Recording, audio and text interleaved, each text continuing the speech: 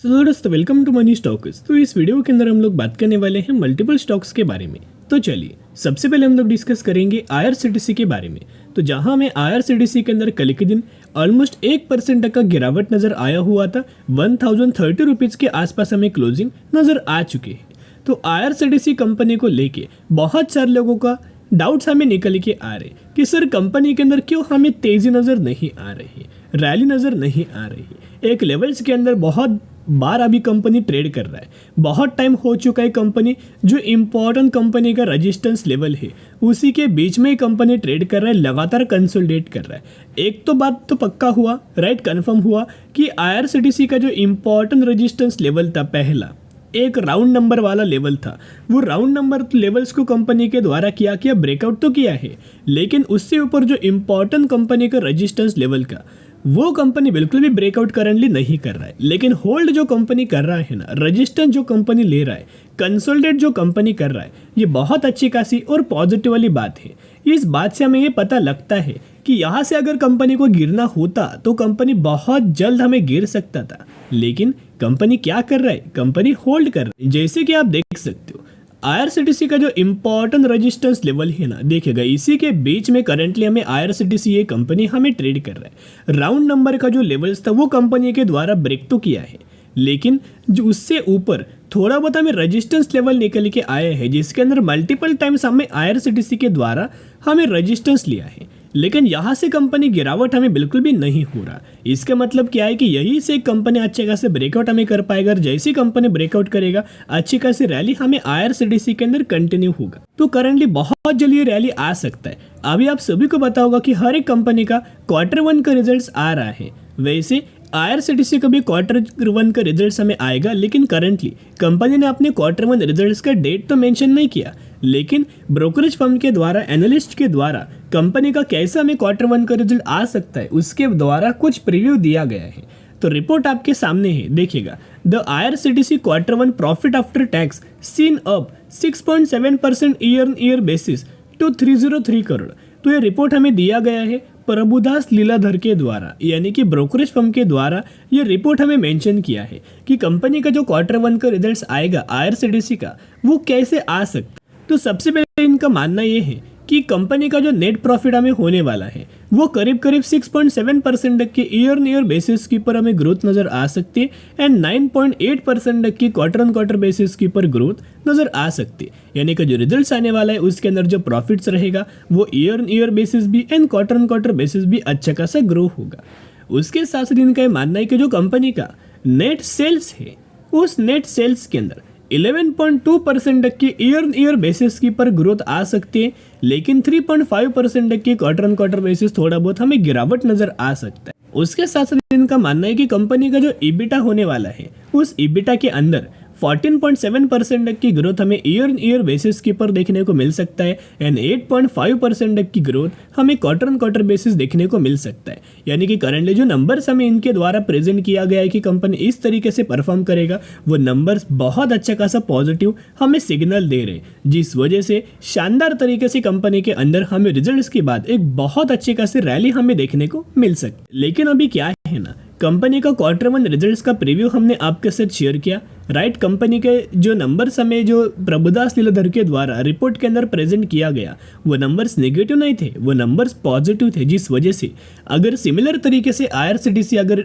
Perform करता है अपना रिजल्ट या फिर इससे भी अच्छा अगर परफॉर्म करता है ना, तो और ज़्यादा कंपनी के अंदर शानदार तरीके से रैली आएगा। एंड अभी तक कंपनी जो कंसोलिडेट कर रहा है ना, जो टाइम कंपनी ने इसके अंदर बिताया है वो कुछ ही दिनों में आपको कंपनी वही टारगेट्स हमें हासिल करके देगा। कोई भी दोस्तों ध्यान में रखना, कोई भी कंपनी अगर ज़्यादा दिन, ज़्यादा महीने, ज़्यादा साल अगर एक लेवल्स के ही अंदर ट्रेड करता है और जैसे कंपनी लेवल्स निकालेगा ना, जो टाइम पीरियड कंपनी ने बर्बाद किया है कंसोलिडेट करके, वो कुछ ही दिन में कंपनी वो टारगेट्स हमें अचीव करके देता है। अभी आप देखना कि म्यूचुअल फंड्स लगातार जैसे जैसे कंपनी कंसोलिडेट कर रहा है, गिरावट के अंदर मिल रहा था, ये लगातार दोस्तों बाइंग करते आ रहे हैं। डेटा आपके सामने है, आप क्या देख सकते हो, हर एक महीने का डेटा मैंने आपके सामने ओपन किया है। ये डेटा है फेब महीने का, ये मार्च का। तो फेब महीने एंड मार्च महीने के अंदर म्यूचुअल फंड्स के द्वारा माल बेचा गया था। जो माल बेचा गया वो बहुत ही छोटा हमें नंबर है, लेकिन जो बाइंग किया गया है वो देखोगे तो जैन के अंदर, अप्रैल के अंदर, मई के अंदर, रिसेंटली जून महीने के अंदर भी बहुत बड़ा माल हमें बाइंग किया गया।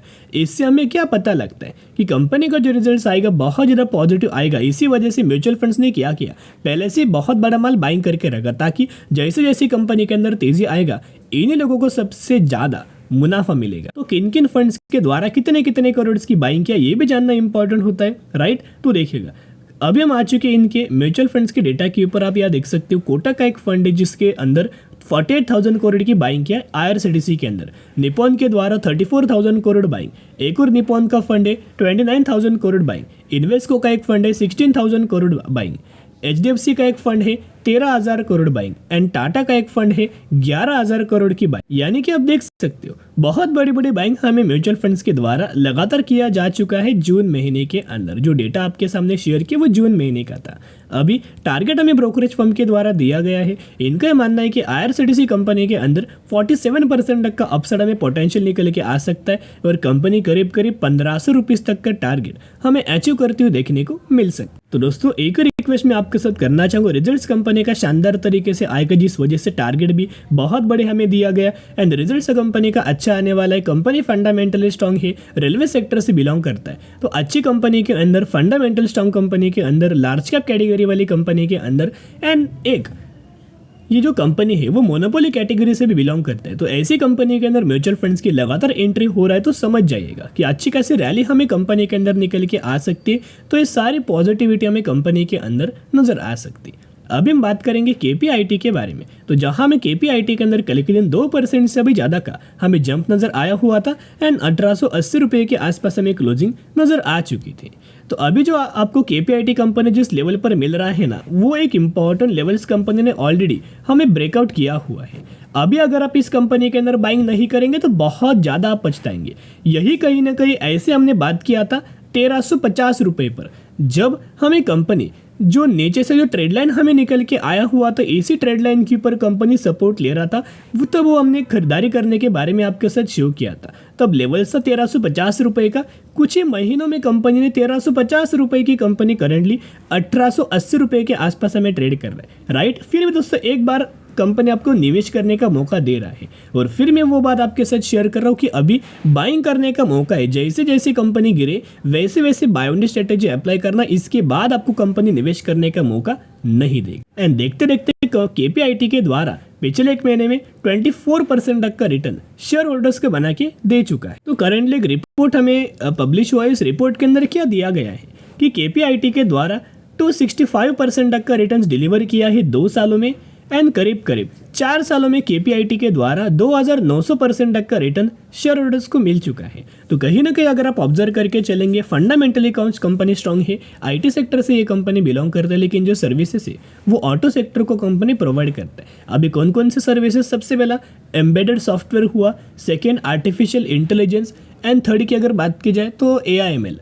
राइट। इस तरीके से सर्विसेज से ऑटो सेक्टर को प्रोवाइड कर रहा है। तो इसी वजह से एनालिस्ट के द्वारा, ब्रोकरेज फर्म के द्वारा जिनका नाम है एक्सिस सिक्योरिटीज, इनके द्वारा KPIT कंपनी के अंदर 2100 रुपीज़ तक का टारगेट हमें दिया गया है। एंड KPIT का जो दिसंबर का जो टारगेट हमें दिया है ना, वो बहुत बड़ा है। जो मैक्सिमम टारगेट दिया है ऑलमोस्ट आप देख सकते हो 2575 रुपीज़ तक का टारगेट है और जो मिनिमम टारगेट दिया गया है 1485 रुपीज़ तक का टारगेट है।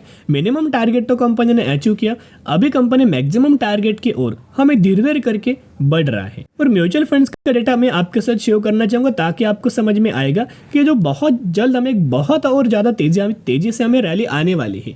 तो ये रैली म्यूचुअल फंड्स बिल्कुल भी मिस नहीं करना चाहते, इसी वजह से म्यूचुअल फंड्स लगातार दोस्तों बाइंग कर रहे। देखिएगा डेटा आपके सामने है, आप देख सकते हो, ये हर एक महीने का म्यूचुअल फंड्स का डेटा है। जैन, फेब, मार्च, अप्रैल, मई और जून। जैन के अंदर देखना, फेब, मार्च, अप्रैल, मई बहुत बड़ा माल बाइंग किया है। रिसेंटली अगर आप ऑब्जर्व करेंगे उससे भी बड़ा माल बाइंग किया है जून महीने में। आप देख सकते हो कितना बड़ा माल हमें बाइंग किया है, राइट। तो आप समझ जाना कि बहुत अच्छी खासी रैली हमें कंपनी के अंदर नजर आ सकती। तो अभी हम आ चुके KPIT के टेक्निकल चार्ट के अंदर। तो हमने क्या डिस्कस किया था, एक लाइन है, ये वनडे का चार्ट मैंने आपके सामने ओपन किया है। आप ये देख सकते हो यहाँ से जो ट्रेड लाइन आपको निकल के आया है ना, ये ट्रेड लाइन के ऊपर कंपनी कब से रिस्पेक्ट कर रहा है वो अगर आप जानोगे तो चौंक जाओगे।